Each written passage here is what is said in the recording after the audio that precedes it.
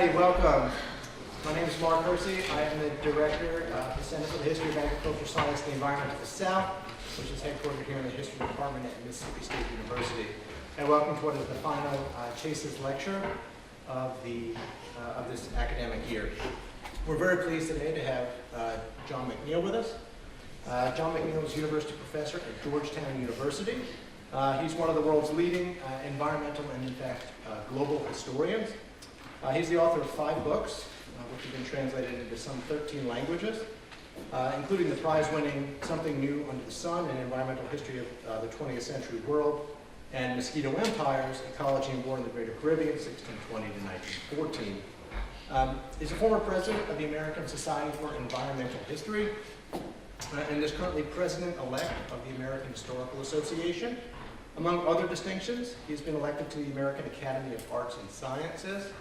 He has been honored as a MacArthur Fellow, and since 2012 has served on the Anthropocene Working Group of the International Union of the Geological Sciences. And today, we'll be talking about revolutionary mosquitoes, as you can see from the slide. So please help me give John a warm welcome.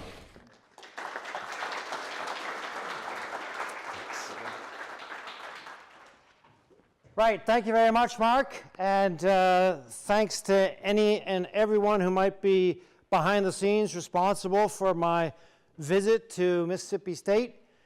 It's great to be here. It'll be even better if I don't trip over this cord in the course of the afternoon. And thanks to all of you for coming out on a sunny Friday afternoon when you could have started your weekends. So, this is what I'm going to talk about. When Mark contacted me about giving the CHASES lecture, I offered an array of subjects that I might speak about, some of which were really, really interesting, I thought. Mark said I should talk about this one. So if it's tedious, boring, it's his fault. This is approximately what I intend to do. I'll begin by summarizing the gist of my remarks. I'll say a little bit about a disease, yellow fever, that plays a big role in the history that I'm going to address, and about the mosquito that's the main carrier of that disease, yellow fever, mosquito called Aedes aegypti. Very briefly, I'll say something about some transformations in the Caribbean world that made it more friendly to this particular mosquito. Very briefly, I'll say something about how yellow fever, together with another mosquito-borne disease, malaria, helped to keep the status quo politically in the Caribbean up to the end of the 18th century. And then the bulk of what I'll talk about is the revolutionary mosquitoes, how these two diseases, yellow fever and malaria, substantially improved the odds that parts of the Americas, including the United States, Haiti, northern South America, and if I get to it, which I probably won't, Cuba, became independent of their European masters between the end of the 18th and the end of the 19th centuries.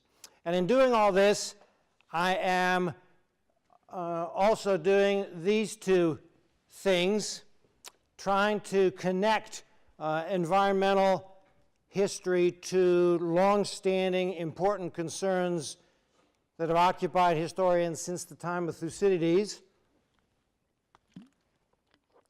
And I'm trying to use environmental history to bring together a handful of political events that are typically understood separately, and argue that they have more than a little in common. So here's the summary of the argument.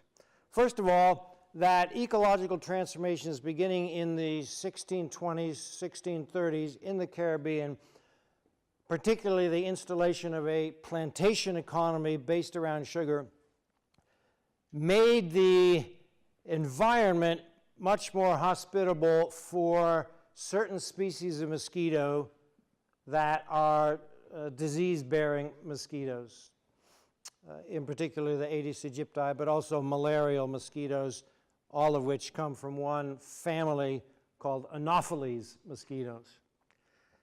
So that's an inadvertent side effect of the plantation economy in the Caribbean, and also, as I'll say, in South Carolina.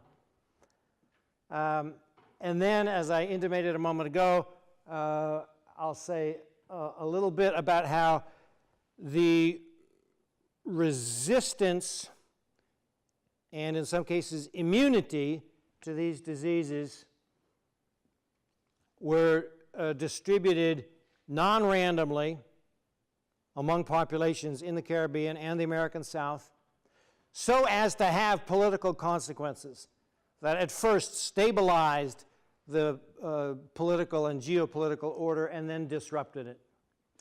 And it is differential resistance and immunity that made some of these revolutions more likely to succeed. Specifically, populations born and raised in the Caribbean and the American South acquired resistance and immunities that allowed them to survive and fight effectively in revolutionary wars, while those armies sent out to defeat them, which might have been militarily superior, did not have the same resistance and immunities and suffered grievously from both yellow fever and malaria. And that's the heart of the argument that I will present this afternoon. In so doing, I'm investing mosquitoes with a certain power over human history. Sometimes historians call this agency. It's not as if mosquitoes knew what they were doing or intended any of the consequences that their behavior brought, but nonetheless, the mosquitoes were important in shaping this history. Had they not been there, I maintain, the political history of the American hemisphere would have taken a different course. I'm also exploring what I sometimes call the dark matter of history. Dark matter, you may remember, is what astrophysicists think the universe is sprinkled with. Stuff out there that we cannot see, but we know it must exist because of its impacts, usually gravitational power exerted on things that we can see. So the astrophysicists say that the universe is packed with dark matter, that I think the recent estimates are 75 to 80% of the matter in the universe is invisible to us. Dark matter. Well, history is also full of dark matter, things that are not recorded in any documents. And the behavior of mosquitoes is one of those things. There isn't a single diary left by a single of these mosquitoes that I'm going to talk about. No correspondence between mosquitoes. They do not turn up at all in the documentation that I built this argument on. But I know they had to be there because of impacts that I can see in the documents. So some historians feel a little bit uncomfortable with this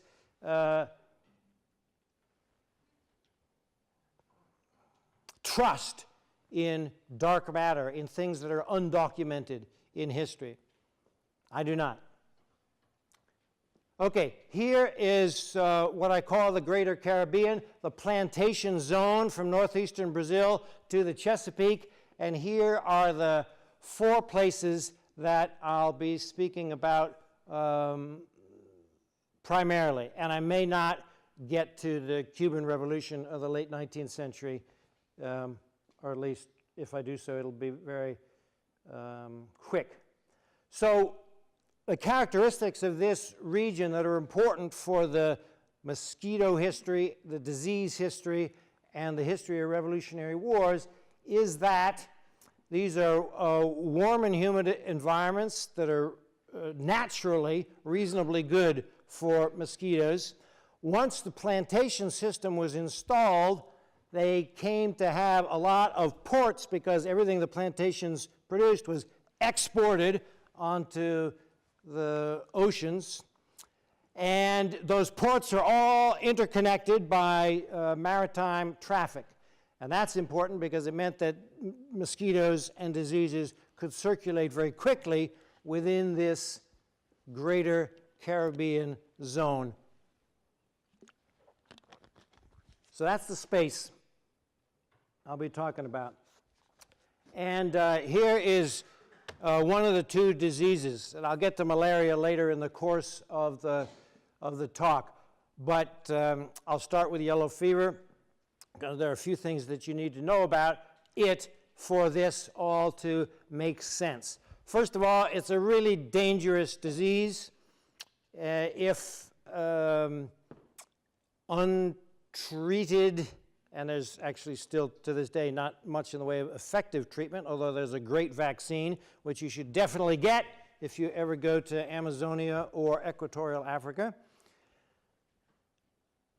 But if untreated, it's an extremely lethal disease. Historically, there are documented death rates of 40, 50, 70% of populations exposed to the pathogen, which is a virus originally from West and West Central Africa. And that's been established by genomic analysis of the virus. Its symptoms are really grisly, but fortunately for me, one of those symptoms is highly distinctive, not unique to yellow fever, but close to, and that is that as somebody is fixing to die from yellow fever, they begin to vomit up partially coagulated blood, which has approximately the color and consistency of coffee grounds. So it has a signature, so to speak. And that's good for me because it allows reasonably confident retrospective diagnosis. When thinking about disease history, one of the problems is retrospective diagnosis, identifying a given disease based on whatever evidence is available. It's hard enough for doctors to get it right now when they can observe people with diseases. It's therefore infinitely harder to do so retrospectively on the basis of documents. But it's least difficult in cases such as yellow fever with its signature symptoms. Yellow fever probably arrived in the Americas earlier than the 1640s, but there's no evidence for that. It certainly did not get established in the Americas before the 1640s, but there was a big epidemic around the Caribbean between 1647 and 1652. It's unambiguous, yellow fever, killed about a third of the population of Havana. It hit all the big port cities, of which there were very few at that time. And as I've said, it's a mosquito-borne disease. And I'll tell you a little bit about the mosquito shortly. But first, a little bit about immunity. So the only good thing about getting yellow fever is if you survive, you are immune for life. There's no recorded instance of anybody getting yellow fever twice. There are other viruses that do the same thing for your immune system. This means that in a place where yellow fever is established, where it is an endemic disease, like the Caribbean after 1647, newcomers to the region typically lack, not all of them would, but typically lack immunity because they lack experience with yellow fever. But people who are born and raised there typically encountered yellow fever in childhood. And it goes easy on children compared to people in the prime of life. Again, a number of viruses have this characteristic. If you're going to get them, you want to get them when you're a toddler or a preteen. In the case of yellow fever, people between ages 18 and 30, that'd be most of you, are actually most vulnerable and most likely to be killed if you get the virus. Men versus women, question mark, question mark, question mark. The sources of the 17th and 18th century, most of them say that men were more likely to get yellow fever than women, that women were more resistant to the disease. This is probably untrue. Probably the documents are misleading us in this respect. There's no modern medical evidence for this. It's probably just a reflection of differential exposure. Men were outdoors more, likelier to be bitten by mosquitoes. So it's probably not true, despite what the sources tell us. West Africans versus everybody else. So there is a debate in yellow feverology, not a very lively debate, because there aren't that many people still interested in the disease, about whether or not there's any heritable resistance or immunity to the infection. And when I first started writing about this, I asked a lot of medical people and biologists, especially evolutionary biologists, and they said, this disease is so deadly that it would be astonishing if it did not, over generations, produce genetically encoded resistance. So when I first started writing about it, I said, I don't know, but probably, more likely than not, there is such heritable immunity, and it would be people whose ancestors had been born and raised in intensive yellow fever zones, such as West and Central Africa, who were likeliest to have such heritable immunity or resistance. But now, today, I think differently. I think nobody has it, and nobody ever had it. I've changed my mind. The reasons are kind of complicated, and it was not I who figured this out. It was Mariola Espinosa who wrote an article that convinced me that I was wrong. So I think we should now say that the only way to acquire immunity to yellow fever is to live through it. And nobody has any innate heritable advantage or disadvantage with respect to the disease. And now a few words about the mosquito, Aedes aegypti. All mosquitoes are temperature sensitive. Aedes aegypti likes temperatures between about 80 and 95 Fahrenheit. All mosquitoes have their preferences about where they get their blood meals. Only female mosquitoes bite. And Aedes aegypti has a very strong tendency, preference to bite humans. Much more so than, there's 4,000 different species of mosquito on this earth, and most of them are more eclectic in their feeding habits, and a lot of them will take any old kind of blood they can get. Aedes aegypti zooms in on humans. Only blood good enough as far as they're concerned. Strange breeding habits. So most mosquitoes like to lay their eggs in puddles, stagnant pools. Aedes aegypti likes to lay their eggs in artificial water containers. Clay, plastic, concrete. There are very few mosquitoes like this, and they all come from the same family, the Aedes family. So in effect, it is, as I write here, a domesticated mosquito. It lives in close association with human communities.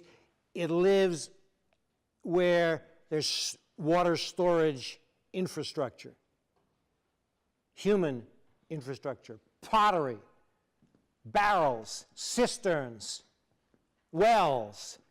Without that, they won't lay their eggs. Here's where you can get yellow fever today.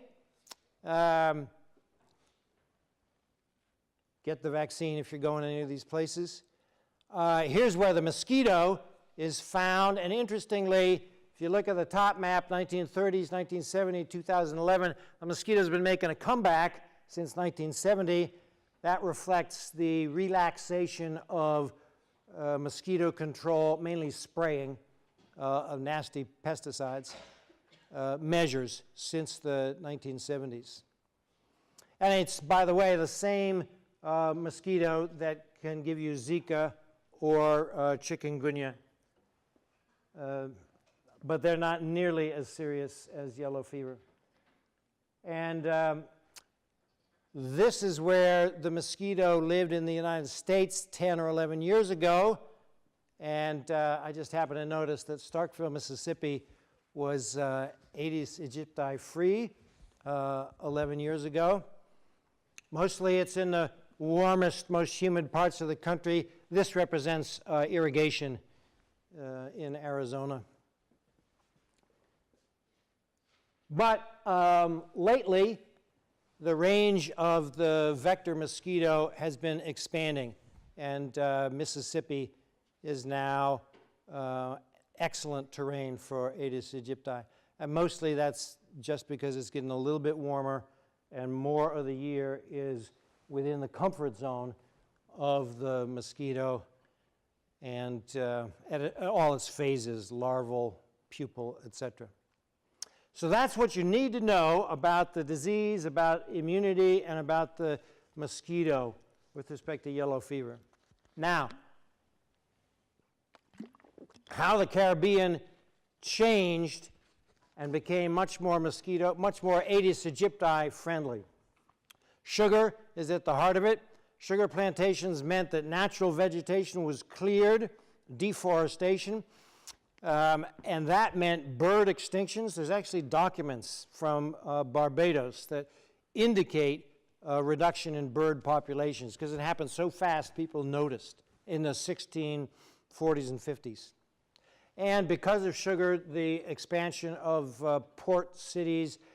Port cities are important not only because they allow mosquitoes and infections to move around, but because they always had water storage infrastructure. Ships had to have lots of barrels of water, and so every port city had thousands of barrels of water, and they had wells and cisterns to collect water to supply the ships. In other words, they had Aedes aegypti prime breeding habitat. And so, as I'll say in a moment, did the plantations themselves. So the Caribbean, because of sugar, because of the plantation economy, was converted into an Aedes aegypti paradise. And it happened first on the little islands of the eastern Caribbean, only later on the bigger islands, Jamaica, Cuba, Hispaniola. And then the sugar plantations themselves were great for Aedes aegypti because, first of all, there weren't that many birds, bats, and other creatures that prey on mosquitoes left after the forests have been cleared. Secondly, all mosquitoes, male and female, get most of their calories from sweet fluids. And sugar cane is great. They can actually insert their biting or sucking proboscis into sugar cane and draw out the sweet fluid. So sugar cane is an infinitely large smorgasbord of delight from a mosquito's point of view. All mosquitoes, not just Aedes aegypti. And on top of that, plantations had people for blood meals, and that was crucial for Aedes aegypti. For other mosquitoes, livestock as well could provide blood meals. And then, lastly, every sugar plantation had hundreds or thousands of clay pots used in the initial stages of sugar refining. But they were used for 2-3 months out of the year. The rest of the year they sat around. A lot of them broke because they were made out of clay. They collected water. They too, like the water storage infrastructure in the ports, they too served as ideal Aedes aegypti breeding habitat. So for all these reasons, the sugar plantations and the sugar export economy was exactly the landscapes that Aedes aegypti would have designed if there were Aedes aegypti land use planning councils. So, after the mosquito and yellow fever got established, mid-17th century, the mosquito and yellow fever defended the Spanish Empire in the Caribbean, which was under frequent attack from more powerful European states, France and Britain in particular. They would frequently, whenever war broke out, send an expeditionary force of a few thousand hapless sailors and soldiers to Spanish terrain in the Caribbean, and most of these guys would get sick and die from yellow fever and other diseases.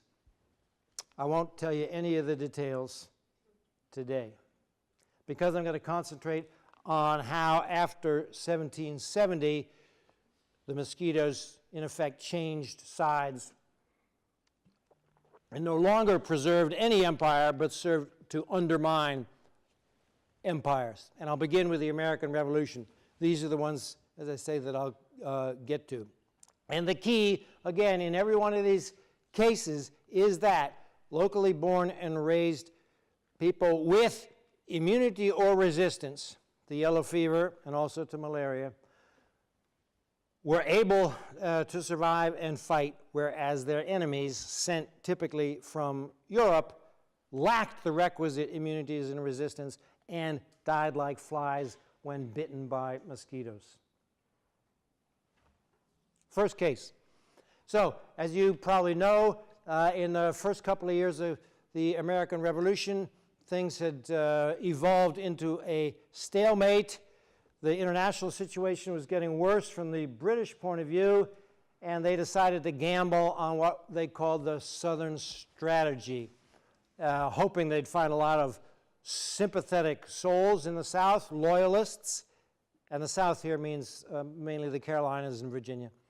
They wanted to cut off the revenues to the Continental Congress that came from things like rice plantations in South Carolina. And in any case, they needed to force the war to a decision because France had entered against them, Spain, the Netherlands. They were fighting all over the globe, and they had no allies. Time was not on their side. So they wanted to force a decision, and that's why they gambled on this Southern Strategy, and it was a mistake. Partly, substantially, because of differential disease resistance, in this case, malaria. I'm going to skip over the role of smallpox versus malaria in the American Revolution. The short version is the American armies suffered heavily from smallpox, but there was something they could do about it. The British armies suffered heavily from malaria, and there was nothing they could do about it. Part of the reason they suffered heavily from malaria is because the Anopheles mosquito was one species in particular called Quadrimaculatus that infests the South. It's still here. It's all over Starkville, at least in the summer times, I'm sure. It has a range that extends up to the Great Lakes and west to the American prairies, but it is found in greatest numbers where there's irrigated rice. So in the 18th century, that meant South Carolina's low country. More recently, it might mean eastern Arkansas. At any rate, the rice terrain of the South Carolina lowlands was perfect for Anopheles because they like to lay their eggs in things like irrigation ditches, and they like to bite not just humans, but livestock as well.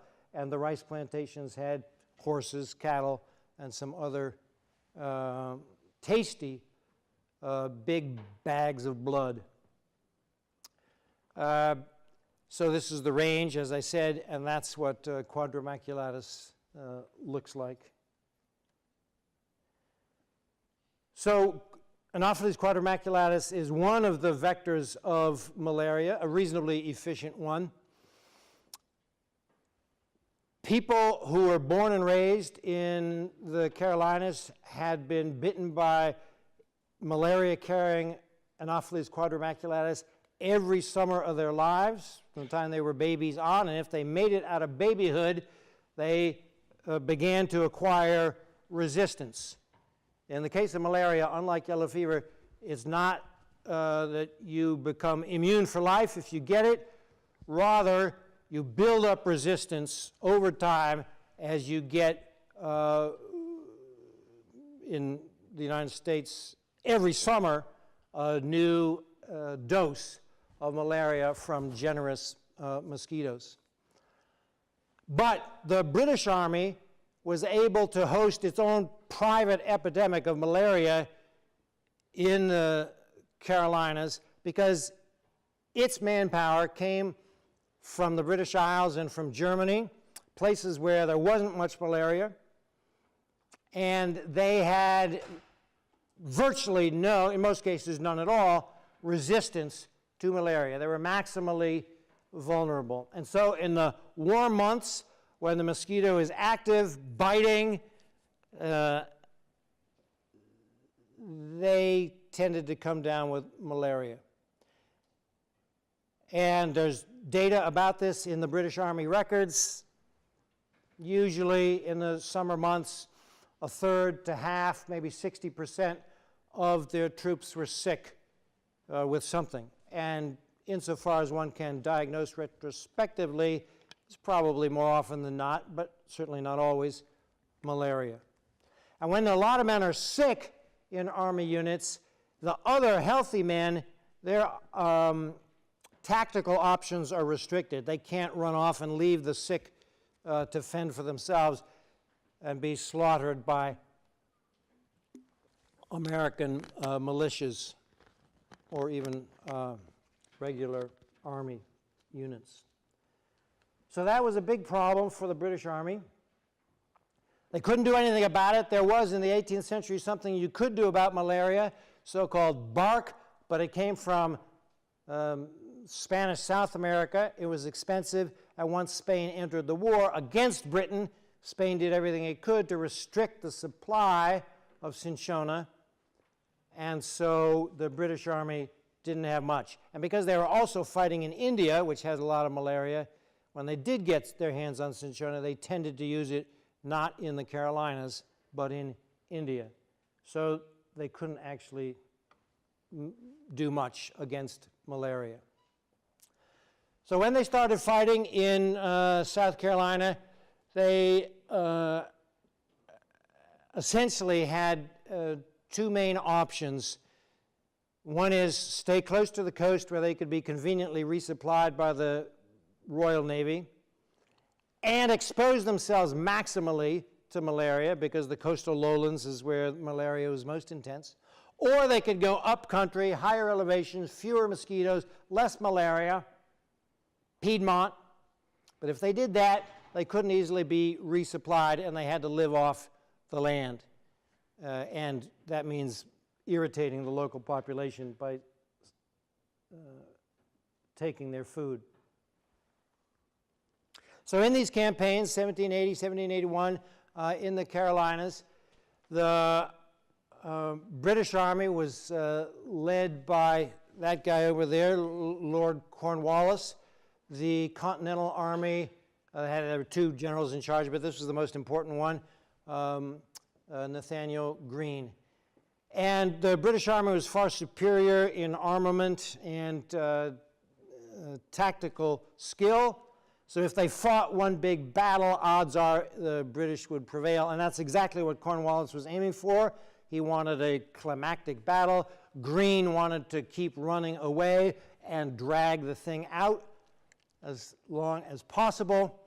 And the other main actor, the female Anopheles quadrimaculatus, just wanted to bite mammals and get blood.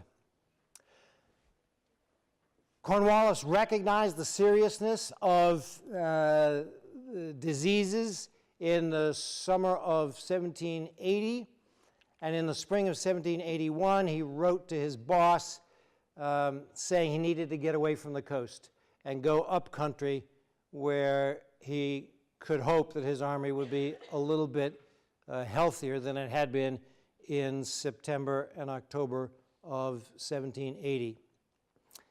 And although he wasn't actually authorized to do so, he did go up country and into the Piedmont of Virginia, whereupon his boss told him, no, I need you down by the coast.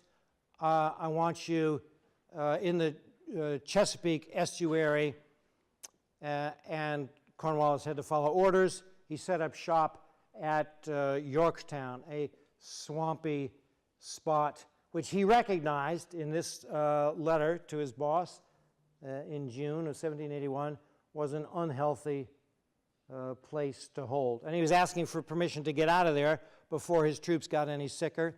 But his boss, who was based in New York, said, no, stay there. He was thinking, the boss, that he might need Cornwallis's army to come up to New York at any moment.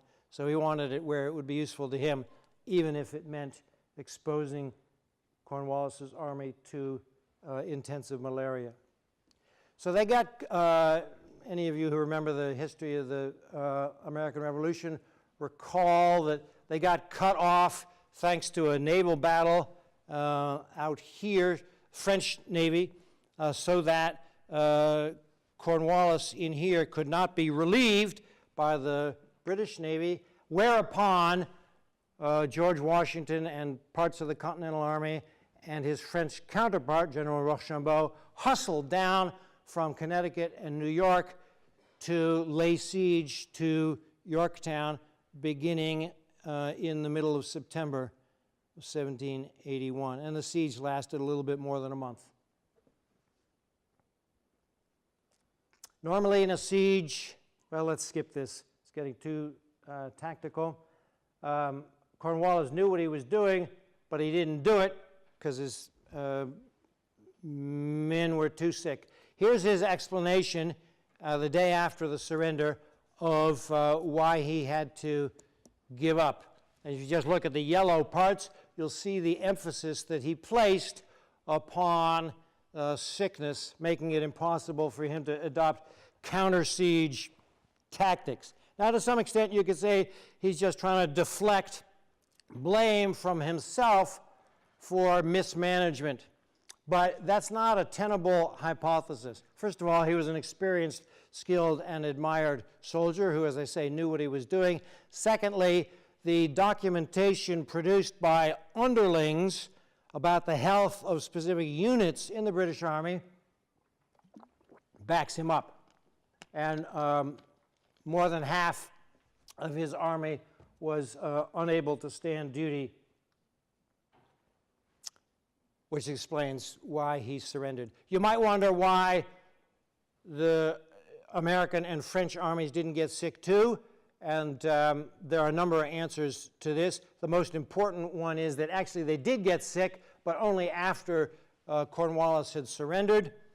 The reason they didn't get sick earlier is because they had come to this region late, only in mid-September. Cornwallis's army had been there since the beginning of June. They'd been bitten by a whole lot more mosquitoes. They had absorbed a whole lot more malarial plasmodia. They had gotten a whole lot sicker than Washington and Rochambeau's troops did. That's the main reason. All right.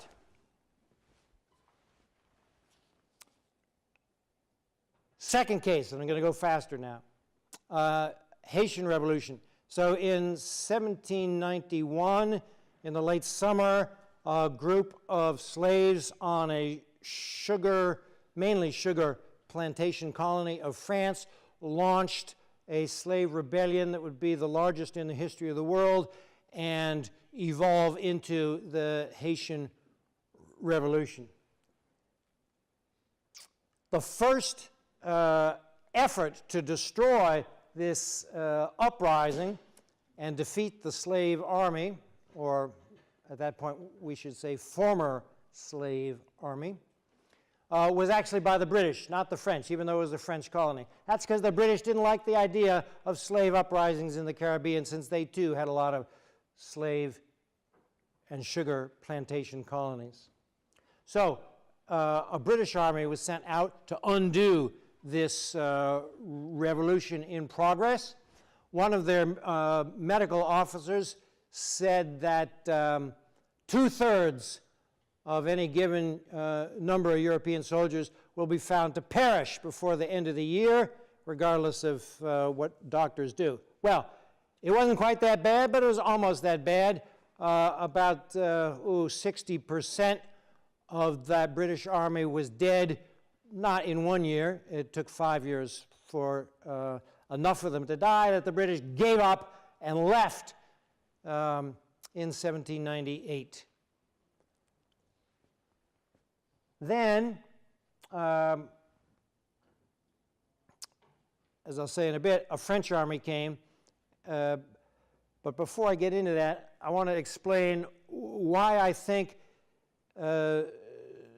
the role of yellow fever was as great as I think it was. And that's partly because of a couple of documents, including one quoted here. So the leader of the slave uprising, Toussaint Louverture, he wrote a letter to one of his lieutenants, which was intercepted by French authorities and ended up in a French archive. And in it, Toussaint wrote that waiting for the rainy season to rid us of our enemies, we have as tools only destruction and fire. The important part is the first clause, waiting for the rainy season that will rid us of our enemies. Toussaint was talking about the mosquito season, the yellow fever season. It wasn't like rain was going to do his enemies any harm.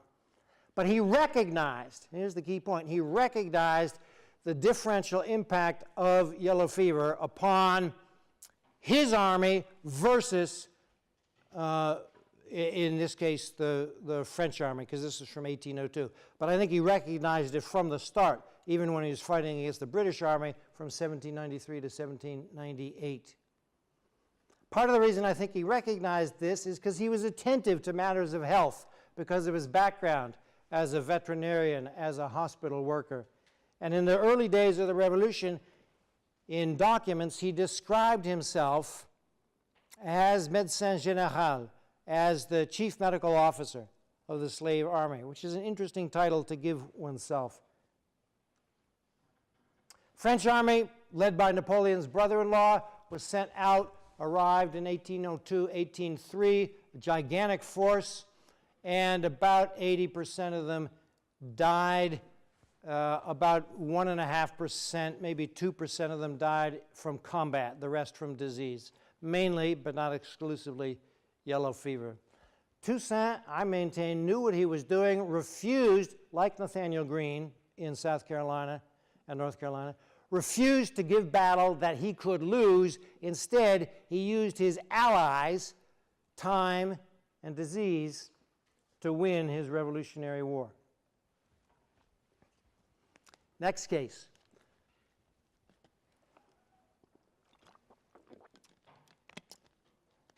After 1808, a handful of communities in Spanish Latin America rose up in rebellion against Spain, and a lot of them won military wars of independence. And the biggest of those wars was fought mainly in Venezuela between 1810 and 1823. Now, if the King of Spain had asked me where he should send his armies to begin the project of defeating uprisings against Spain's authority in the Americas, I would have said, go to Chile, go to Argentina.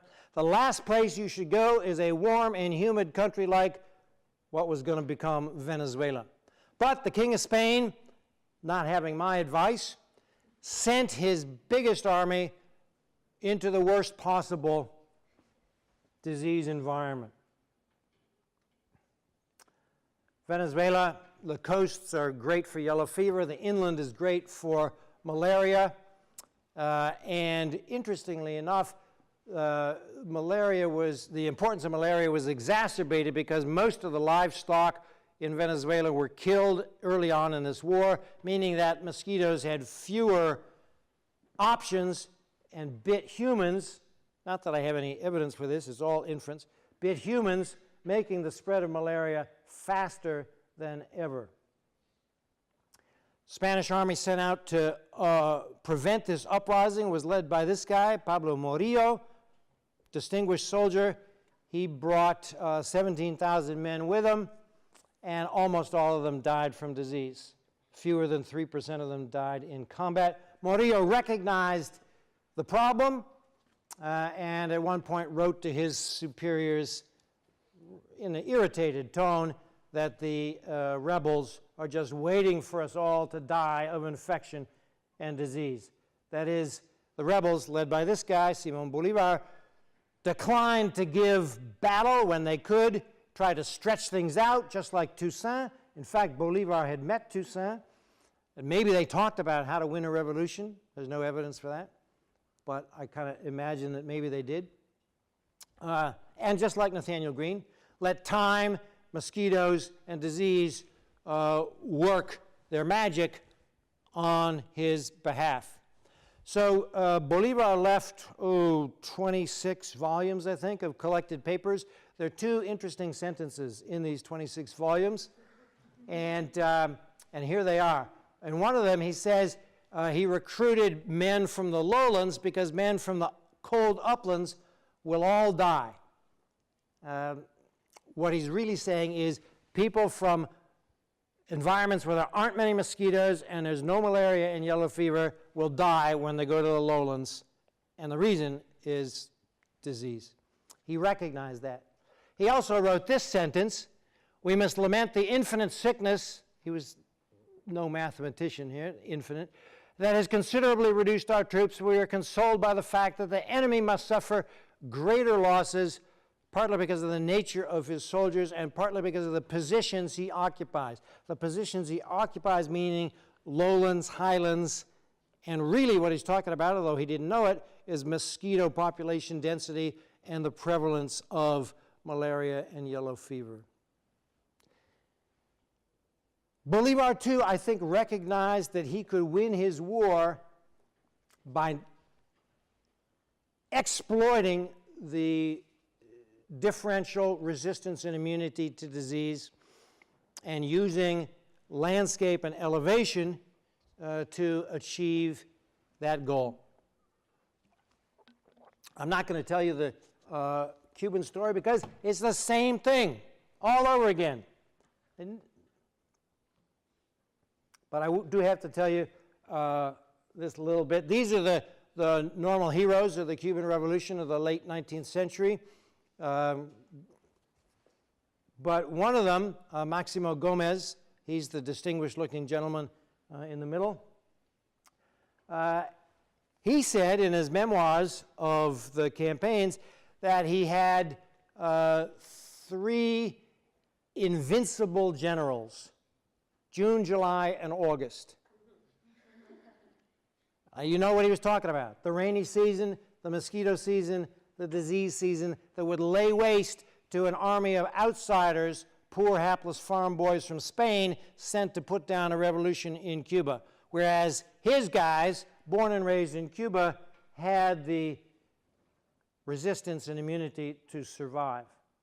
Extraordinary disease mortality amongst the Spanish army, and they quit in 1898 with a little bit of encouragement from the United States. So, bringing this all to a close, the political history of this hemisphere, I have just tried to convince you, is powerfully affected by vector-borne diseases, malaria and yellow fever, and the differential immunity and resistance to those infections derived from where people grew up. None of that has mattered since 1900 because the diseases and the mosquitoes have been substantially, not completely, brought under control.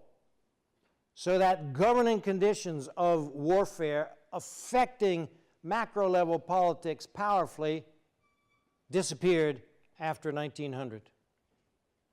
Some people, including close friends of mine, feel that the argument I make is an intellectual sin, mosquito determinism. Well, if I am guilty, I'm probably the only person in the historical profession who is a mosquito determinist. But I'm not actually a mosquito determinist. I have tried to show you that is not just the mosquitoes, it is human actions, including, for example, bringing the mosquitoes and viruses from Africa to the Americas, building a plantation economy with its sugar plantations, particular features, and port cities and their particular features. All that was human undertaking that created circumstances in which mosquitoes and diseases could wreak havoc in a partisan manner in wars of independence. So I'm also making a plea here for the power of the law of unintended consequences in human affairs. Nobody knew what they were doing when they built this plantation economy. That is, they didn't know what they were doing in terms of the disease environments they were inadvertently creating. And strange as it seems, almost nobody knew what they were doing when they sent tens of thousands of young men from Europe into the Caribbean or South Carolina, which continues to baffle me.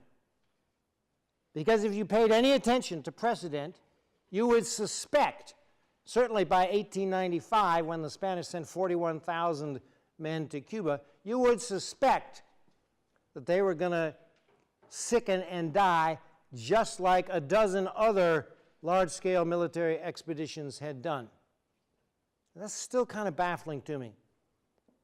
Not terribly encouraging example about the human capacity to learn from history. At any rate, back to the dark matter of history, I'm also maintaining in this presentation that it helps us to understand history if we admit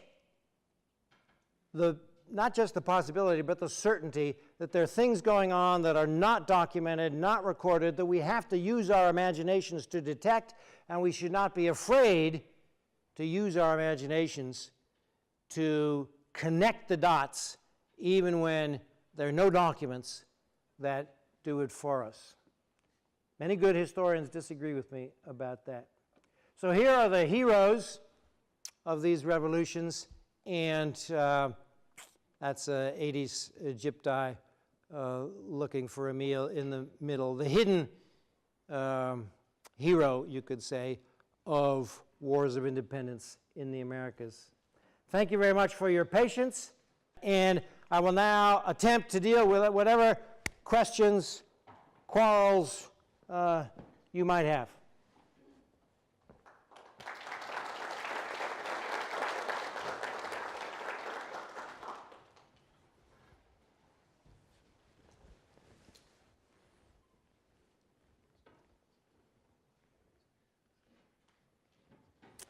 Please. To what extent does the American Civil War not necessarily fit within the framework that you're putting forth, in the sense that both armies are almost equally devastated by disease? 2/3 of both armies die of disease, and yet the Union Army seems to overcome fighting in what we well might consider a tropical locale. At least a subtropical locale. Okay, so the American Civil War was a great disappointment to the Confederacy in a number of respects, and one of those respects is that the Union Army was not destroyed by yellow fever and malaria, which some strategists expected would happen, particularly when a Union Army occupied New Orleans, because New Orleans had the strongest record of yellow fever epidemics of any part of the United States, and there's lots of interesting, rather gleeful expectations written between 1861 and 1865 about what's going to happen to the Union Army if and when they occupy New Orleans or Charleston.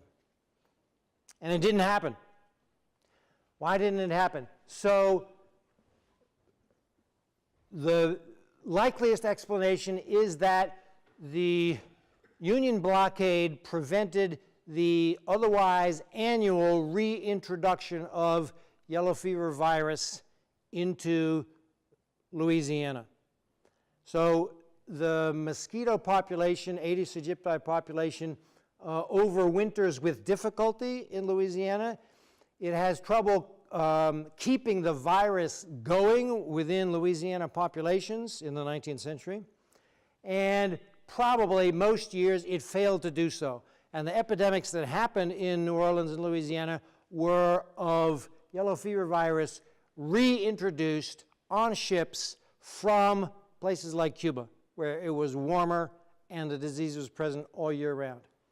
And the blockade, without specifically intending to achieve this effect, had this effect, probably. Malaria, I mean, the Union Army did have a big problem with malaria. And the degree to which the Confederate Army had a big problem with malaria is a little harder to ascertain because most of the relevant records have not survived. So if we had those records, I would guess that we would see that the Union Army, once it began to occupy segments of the South, particularly low-lying places with a lot of Anopheles quadrimaculatus, that the Union Army suffered more grievously from malaria than did the Confederacy.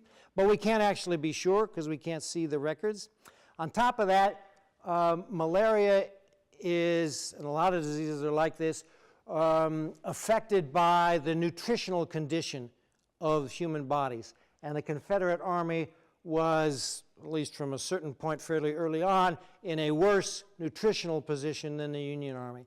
And so more disease vulnerable across the board, and particularly with respect to malaria. Some good historians have delved into this. So this is not the fruit of my researches, but more people like Andrew Bell, Margaret Humphrey. Yes, in the back. To follow up on Dr. Lang's question, does the Vietnam War, which could be seen as a revolutionary war if you wanted to fit into your framework well? The Vietnam War. No, it does not really fit into my framework well, because by the 1960s and 1970s, medicine in general, and U.S. military medicine in particular, was good enough that it could substantially stymie malaria, which is widespread in Vietnam, and other infections to which American soldiers had no resistance or immunity, with which they had no prior experience, as opposed to Vietnamese born and raised. So the differential resistance, particularly with respect to malaria, existed, but its impact was blunted by effective military medicine, which separates the late 20th century from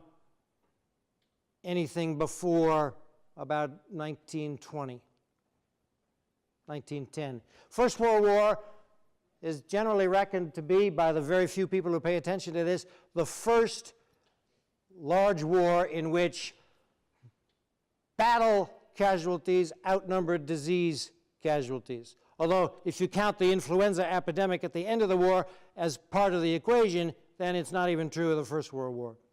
Every other war over the last several thousand years, probably, of course we don't have full documentation, more people died from disease than from combat. And so, in fact, success in war largely depended on keeping an army as isolated from infectious disease as possible. And of course, nobody really knew how to do it. But that was the most important ingredient in success. Although nobody would admit it at the time.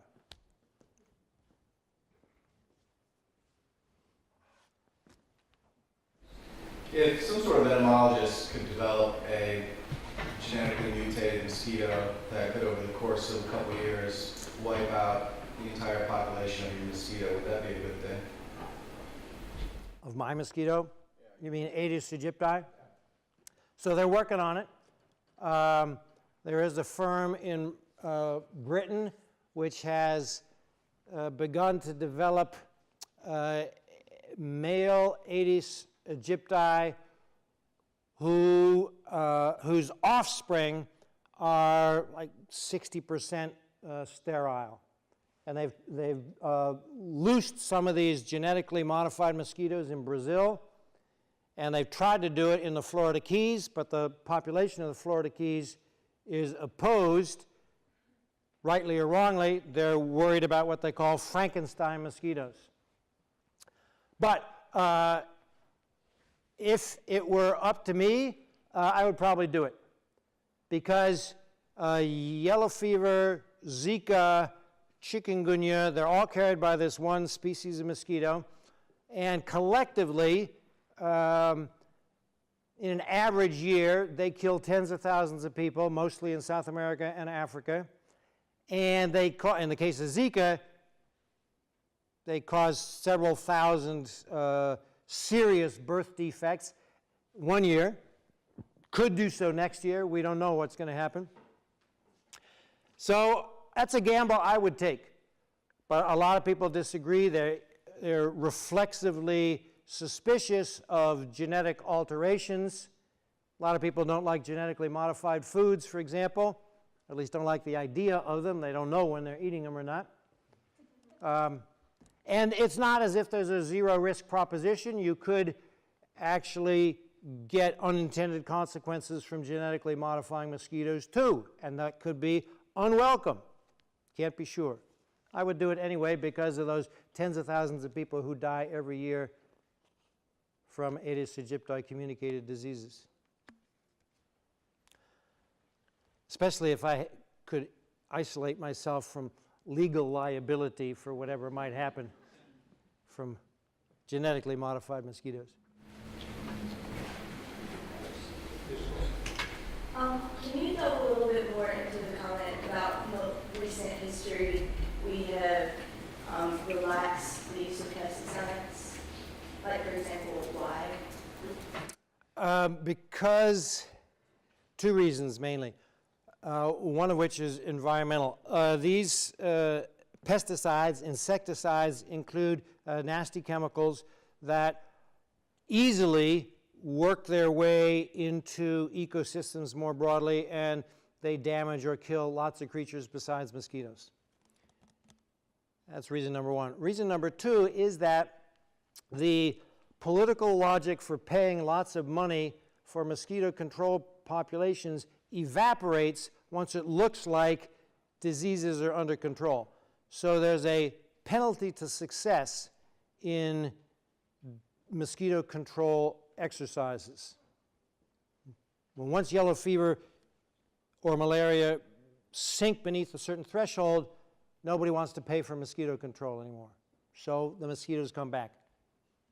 And that's what you see in that particular set of maps that I showed. Right there, the green. And that's part of the reason why Zika was on the rampage summer before last. It couldn't have happened in 1970. There weren't enough mosquitoes.